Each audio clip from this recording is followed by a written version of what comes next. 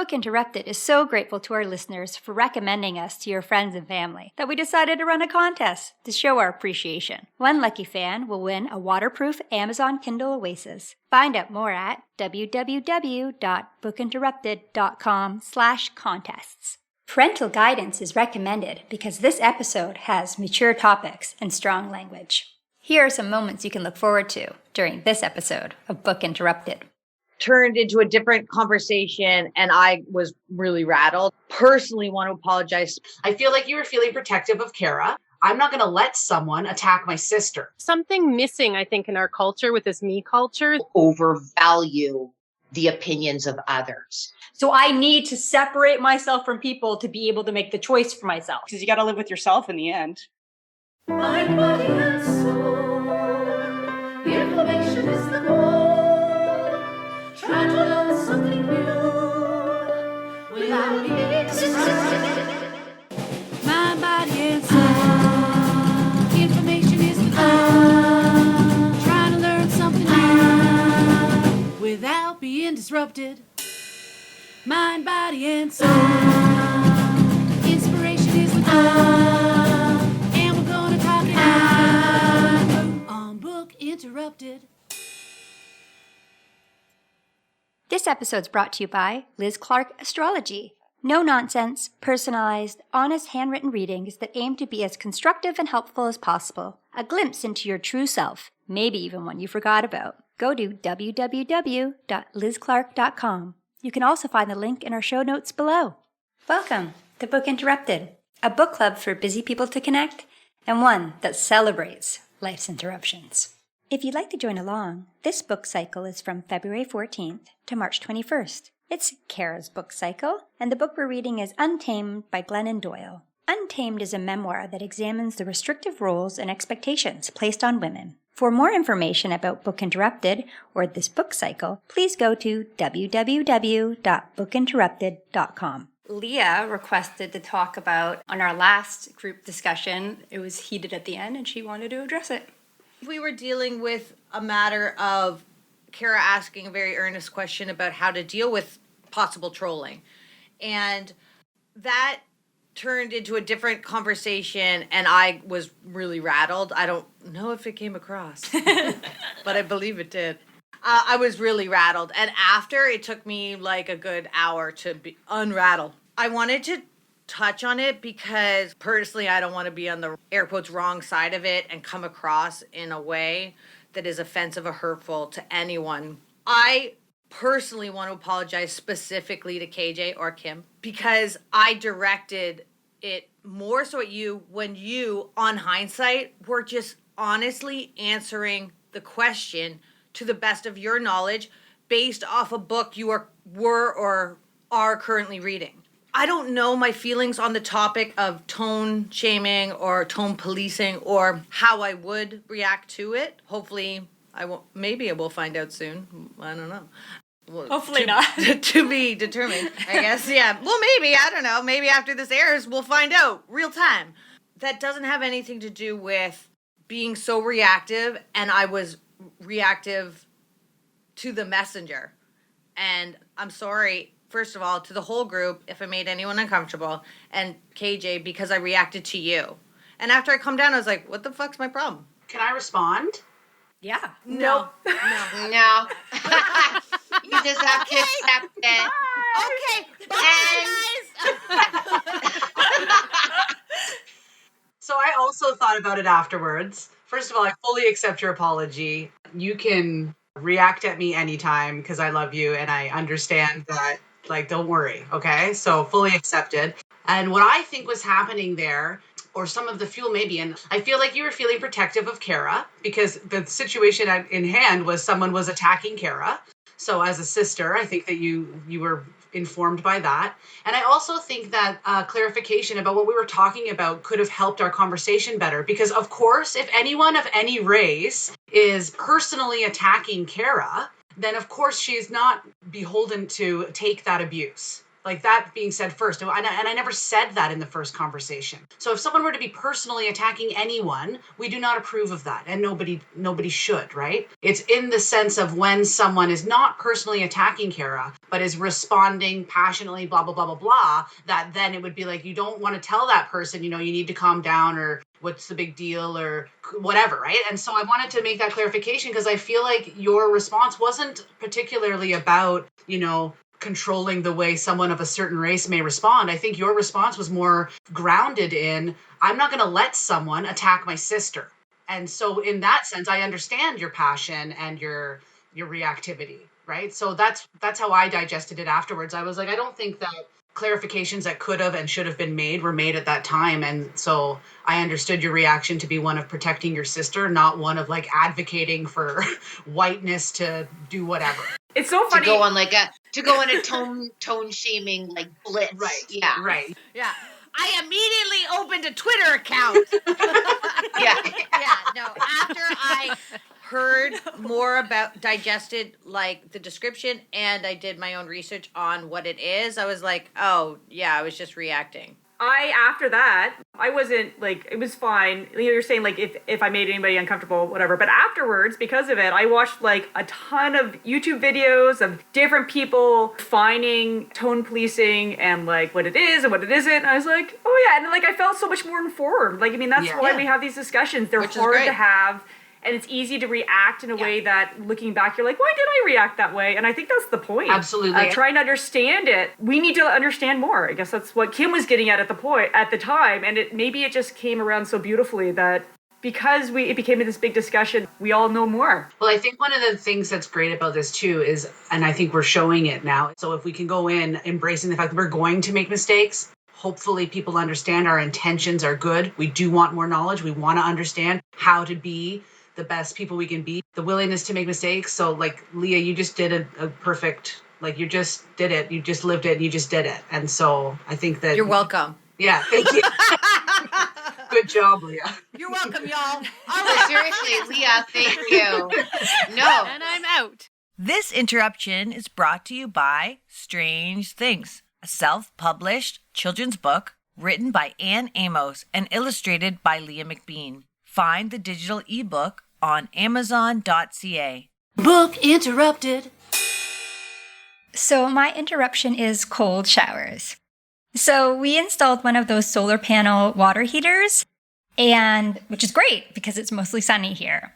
However, we've now reached our dusty season or winter, and it's not as sunny. So anyway, I could just like warm up water to bathe in, which I have in the past. It's not a big deal, but I just don't. I just tough it out and have a cold shower. And there is something that we can install to warm it up with electricity. We just never got around to it because it was always sunny. Anyway, that's my interruption. Cold showers. Book interrupted. Let's listen in to this episode's group discussion. I do recommend this book because I think that it reflects me at my core. And part of the thing that was most gratifying for me while reading it was seeing my feelings reflected back to me so concisely that it like consolidated them within me. I was like, yes, like it was just like gratifying is the word I want to keep on saying, because reading it was like, it was satisfying, gratifying. I mean, I'm just going to rhyme about it because it was so good. So that experience was how I felt for the book. So one of my favorite parts of the book, which I reread this morning while I was waiting for our thing to start, was the islands part, like that. So in case anyone doesn't remember, or if there's readers out there who haven't got there, spoiler alert. But also, so the island is almost about boundaries, I guess. And it really resonates with me because of the simplicity of love and fear. And so I come from a place where those are the really only two things that are behind everything. And you can trace anything back to either love or fear, behaviors or choices or feelings sometimes too. So again, she's just so clear, and it's like, it's forgiving, and it's like, it's giving permission, right? Like I really relate because I could see my mom in her experience with her mother. because I have that same relationship where my mom totally loves me and makes all these decisions in the name of love, or so she thinks. And often it is fear that she's carrying. And I have changed my mind or done things differently because my mom, it like passed that fear to me. Anyway, so I just love the idea of like the metaphor, I guess, really. I guess it's Abby's metaphor. Glennon's just retelling it, but like, we're on an island. This is where pure love is, and we only allow love in. And I like that she clarifies, like, it's not that there's anything wrong with the people who are carrying fear. Some of them I really want to come. I'm going to just I underlined a couple things. Okay, so it's not the cruel criticism from folks who hate us that scares us away from our knowing. It's the quiet concern of those who love us. That resonated with me so hard because that's who you care about, right? Like, oh, if my mom thinks whatever, then maybe I should reconsider. And I love that she puts it in the context of like, who knows better for you or somebody else, even if that somebody else happens to be your mom. And like, that's how you become like an independent person, right? Like the breaking of the parent-child role, like the whole thing. And then she was worrying and calling it love. And then, is this the easiest path for me and Gabby and Craig for your grandchildren? Of course not, but it's the truest one. That again is where I try to put my north, or you know what I mean? Like, calibrate my compass. What's truest? It's not always easiest, but in that truth, I want to say permission, but like in that truth is my knowing, right? Like it's okay that around it is messy or it's not easy, but because it's true, then I can be certain that it's right, I guess, which is kind of fueled by a fear of like making a mistake or whatever. But that's the thing, right? When you come into your life and you don't know what you're supposed to do, it's really nice to have a formula to simplify it. Is this the truest thing? It's like nice to know that I think part of what's important that it's right for you, because at the end of it all, you look back on your life and you say, what are my regrets? And they're always going to be not doing what you thought was right. I mean, really, isn't that what it comes down to? Like, I should have done this, or I should have not done this, or whatever. And why did I listen to that outside voice? Because you got to live with yourself in the end. And I would, exactly that. I'd put it down to listening to someone else's fear about something. Because as the social creatures that we are, we'd be like, hey, I'm thinking about doing this. And I know me, I always like bounce it off other people, right? Because I'm still working on fully trusting my knowing. And if some other person that I respect and value has a fear about it, which is actually their fear, because if I had that, I wouldn't be thinking I should do this thing. Then and it influences you. That's exactly where regret comes from. Exactly, Mare. I think that's...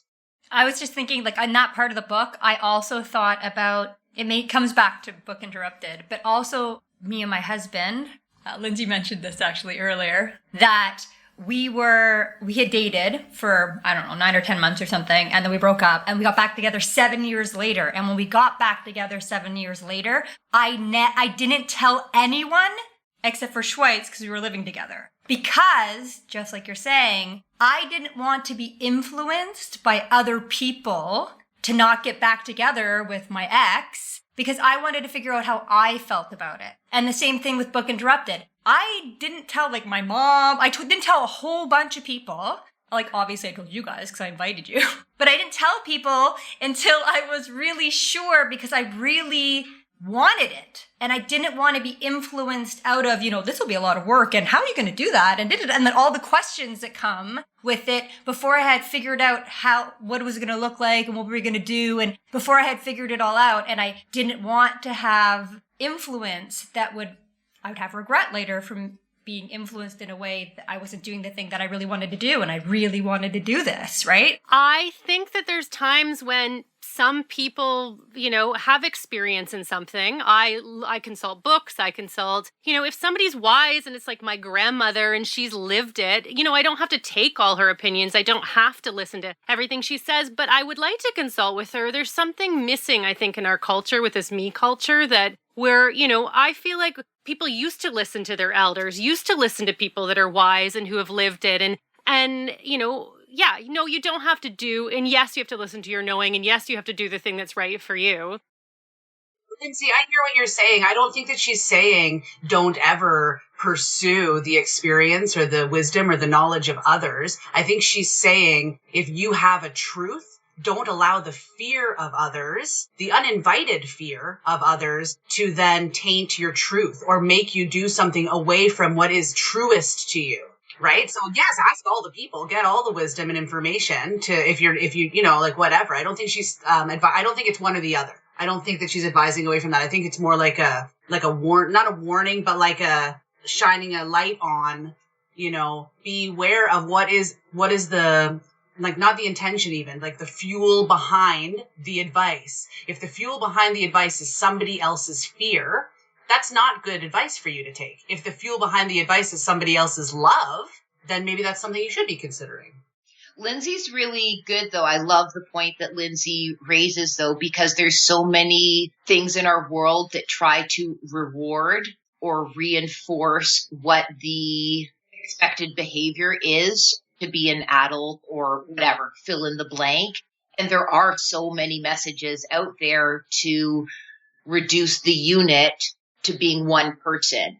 And I think that's where things really did, in a general sense, for our world go astray, when we're reduced to just the guardian or parent and child, or even further reduction to just the one unit.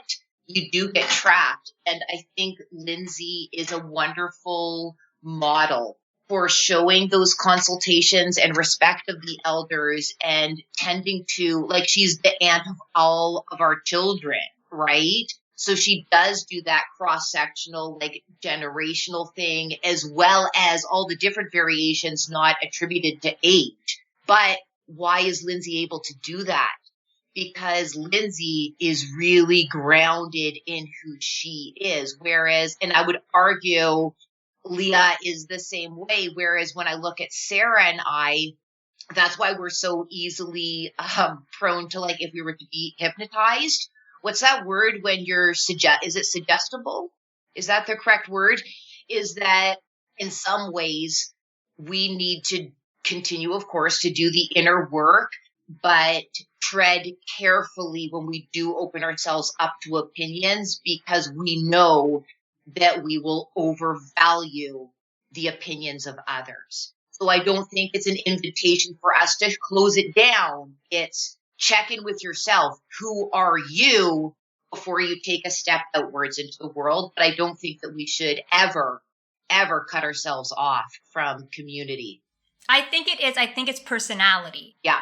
Because you have to know yourself. So for me, I knew myself enough to know, okay, I'm unsure about this, but I don't want other people to tell me what to do, because then it'll just make me be more unsure of what I actually want. So I need to separate myself from people to be able to make the choice for myself. And I'm the same way. I need to do a certain amount, and then I can start walking and talking. I think I'm kind of like Lindsay then too, because this is another point I wanted to make to Kim, is that, like, you, Sarah, you didn't want to get anybody's opinion, so you wouldn't be influenced. And for me, I like to get a lot of opinions from a lot of different people, and then I'll make my own decision. And I find that some people find that insulting, because they go, why did you even ask for my advice if you're not going to follow it? And oh yeah, you do that. Right? I get that a lot, and I was like, no, like, I respect your opinion. That's why I asked your opinion. Like, but you didn't do what I thought you should do. And I was like, yeah, but I took it into consideration. You're just one of many opinions that I've taken and then decided what I wanted to do, right? Because there is a lot of wisdom out there, and that's why humans live in groups, because we all can't have the same experience. I also agree that some people could interpret this book as saying, no, your knowing is the truth. And she says something about this, but, like, my knowing is true and beautiful, and so it's right. And that's one of the problems I had with the book, especially when she was talking about God and saying, my knowing is true and beautiful, and then she says it's God. And that was the leap that I didn't like, because then some people can say, well, because I know it's true, I can do it. And a lot of people have done bad things because they believe that. And some people have done really good things because they believe that, but there is a little bit of a line depending on who is interpreting the book, I think. So if you see it as the way that Kim is seeing it, like, yes, listen to yourself and you know what you want, and so you can live life without regret. I think that's the intent of the book. And I think some people could interpret it a different way, and maybe bad things could happen to the people around them. Give themselves permission. Yeah. Interesting. I think that's a valid point for everything that we always talk about, right? Because we do return to that conclusion often, and it's revealed by the makeup of this group how none of us have the exact same experience. So what you're saying is completely true, right? Like, depending on who you are and how you read something through your filter, it's going to be understood in that way. But specifically in terms of this passage, a person has written to her and been like, my daughter came out and I accept her and I love her, but our grandparents are coming and I know they're going to spend the time shaming and converting her and blah, blah, blah. And then she tells the story about how you determine as a group, right? So she's talking about herself and her kids and her lover. And she's saying you determine what you allow to be like, to make it through your filter. And she does not allow fear. So whoever, it's not who, it's what, right? So if the fear is showing up, then she says, thank you for coming. But as long as you're carrying fear, I'm not going to allow you to make it across my membrane. And then you're not allowed to travel. I'm not lowering the bridge for you to come onto my island. And I think that is valid regardless of who you are. I think it's a really important kind of area to explore because her mom's not even offering her advice. It's not even about taking advice. Her mom, in everything she says and everything she does, because she loves her, is afraid because she knows that the world is full of people who may be judging or whatever. And Glennon's point is like, yeah, we know that that's out there, and I don't need my closest loved one to carry it onto this island with her and introduce it to my children, because by virtue of the fact that they love and trust you, they're going to carry that as well, and they don't need to because it's other people's problems, right? Any problem that people have with Glennon and her choosing to love Abby, that's their problem. That's not for Abby and their children to carry and hold. And I just really like that clarification because I think often we do hold other people's judgments or fears or whatever. And it's not for us to have, right? It's like that 4 agreements thing, right? Like, don't take anything personally because it's actually about the other people. I think it speaks to that too. Yeah, that's a really hard lesson to learn too for everybody. For me, every day I do that. When you're working in the public or working, talking to people and people you know that they're judging you or whatever, and you're trying to always say it's their issue, or they get angry at the restaurant or something, or they throw things like food at you. Yeah, they throw things like food, and you're like, obviously this is not me. This is you having something issue you're dealing with. Yes. But that's also really hard for me because I take, like, I'm definitely an empath. Like, I take what if somebody's angry in front of me, I get angry. If somebody's sad, I start to cry because I feel that energy. So that's a very valid and good point of not letting that person into your bubble or into your, the fear into your bubble, and just letting them, if they're coming from a place of love, to let them in and listen. But if they're coming from a place of fear, to be like, okay, you can say what you want, but I'm not going to let it in. Well, they could be coming from a place of love and carrying fear because of that place of love, right? Like, that's exactly what her mother is doing. She loves them so much that she's carrying all this fear because she doesn't want them to feel hurt or pain or judgment or whatever it is. And she's like, listen, Mom, you cannot bring that here, right? And then it's for her mom to put that down and realize, because it's the truest thing, that there is no room for fear because it's not... Well, Glennon's not going to allow it. This is true. So whether you are going to bring fear or you're not going to bring fear, like, it doesn't matter because this doesn't change the fact that this is true. So rather than spend my time advocating and explaining about why this is right and why this is okay, I'm just not going to allow people, I'm going to let people understand that themselves. I'm just going to be all right and okay. And they can witness that. And when they show up not holding fear anymore, then they can come and join in my love with me, It's a good story to have because there's some people who need... It's hard because we all have these conflicting needs. Like, a lot of parents want their kids to have a good relationship with their grandparents. Like, it's important.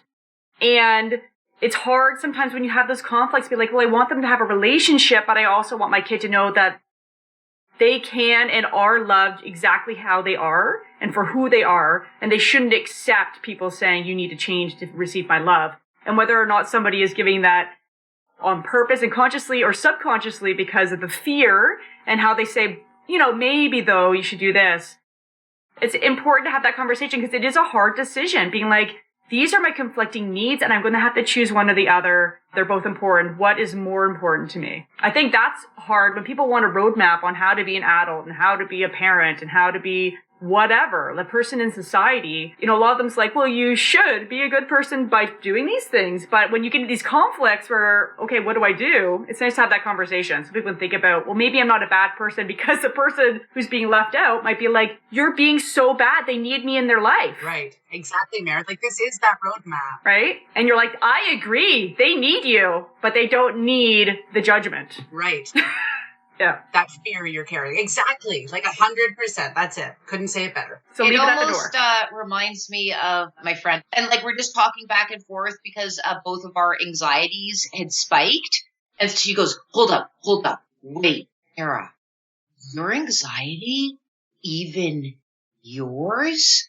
Or is it someone else's? And I was like, hold up. And it got me. And we got on this whole thing talking about for any of our emotional experiences, maybe step one is go, wait a minute, is this my fill in the blank? Or is this so-and-so's fill in the blank? And it was just very, and you guys talking about it made me again, like revisit. I was like, maybe that, I mean, again, like to Meredith's point, you can't really give a blanket answer. There's no like, here's your one-stop shop of just follow A through Z and that's your roadmap, folks. Like it's not that straightforward. But I wonder if one clue along the road of like becoming what is an adult is step one, check in to see if it's even your shit. You know what I mean? Yeah. But I do think I disagree only on the point that I do think it's that simple. And Glennon, like, this is why this passage was so powerful for me, because she does give the roadmap. And it's literally like, sit down and decide what you want, and then from there proceed. So when someone, like, and it's not easy. I would disagree because I think what is your level of self-awareness? How deep are you willing to go to call out your own truths? I agree with KJ, especially that one. I have poor boundaries with only one person in my life, and it's my mother. And I have excellent boundaries with everyone else. So that particular chapter really helped me and made me feel safe because it's like, oh, someone else is all messy in this area too. And this is not a reflection on how I was parented. I was parented excellently. This is a reflection on just how I formed an attachment with my mom. The problem with, I would recommend this book, but my issue is that it does come across very guru on every topic, but that's not her fault. Who honestly wants to read a book about someone who's like, maybe this is the answer. Like, obviously, she's smelling her own fucking farts, and she likes what she smells. Like, of course. Oh my God. I love you so much. Well, but also she was on the podcast, right? She was on Armchair Expert, and she said herself that she's not a guru and that she doesn't want to be a guru, and that the point... I know, but she does seem a little bit like she surrounds her. She has an entourage. She has a fucking entourage. She likes being famous. Yeah, no, I say, Leah, you're calling it just whether she intentionally wants that or not. I like the book. Yeah, I don't know if she set out with that plan, like, be famous, write books. I think she writes books. Side note, I don't think she hates being famous. And I think it's good, if you're going to do anything, to do it with intention and believe in what you're saying. Especially if you're a writer and you're writing borderline a self-help book. So I like the book. I will recommend it. Sometimes she rubbed me the wrong way, being a bit of a know-it-all or a bit of a preachy. I was going to say the same thing. I was trying to figure out why, because I would recommend the book too, but I couldn't, like, at first I was like, why don't I love this book like I loved Women Who Run with the Wolves? And it's because, and I finally realized what it is, in the book she mentions her other books, like, she didn't get it. She made all these mistakes and she was just learning and whatever, right? Yeah. Which just, like, makes me nervous. Like, what's the next book going to say? But then you're reading the book, right? And then you're reading the book and you're like, oh, she's doing it again. The thing she's complaining about that she did in her last book and the book before, she's doing it again where she's trying to say, oh no, I now figured it out and this is how you should do it and this is the way it is. And so I really liked the book. Yeah. Made me nervous. But I feel like there was a tone in it where I feel like you're going to, like in 2 years, you're going to write another book and be like, okay, I thought I knew, but now I know again because I fucked up all this stuff and now I know something else. And so I was going to say, when I was telling Meredith this actually, that one of the things I almost wrote as my life philosophy on the website was, I don't know, but I know I don't know. And like, that's how I feel about life. Like, I don't know everything and I'm just trying to figure it out. So the book kind of came off like, okay, now I've got it. So I'm telling you guys what to do. So I kind of felt like that too, Leah. I really liked the book, but I wasn't like mad about it like I was Women Who Run with Wolves, because I think that book just left it up to you to figure it out, like what that meant, being a wild woman in your own life. Where this book was like, it was like a Google, like she was mapping out it too strong for me, I think. And it was way easier to read and I enjoyed the read, but there was just that little thing in it that just, I was like, why don't I like love it? And it was that tiny little thing.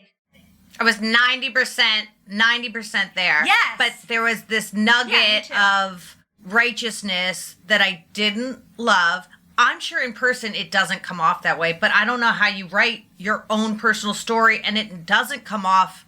Well, maybe I don't know. I haven't really thought that through, but I don't know how you would do that.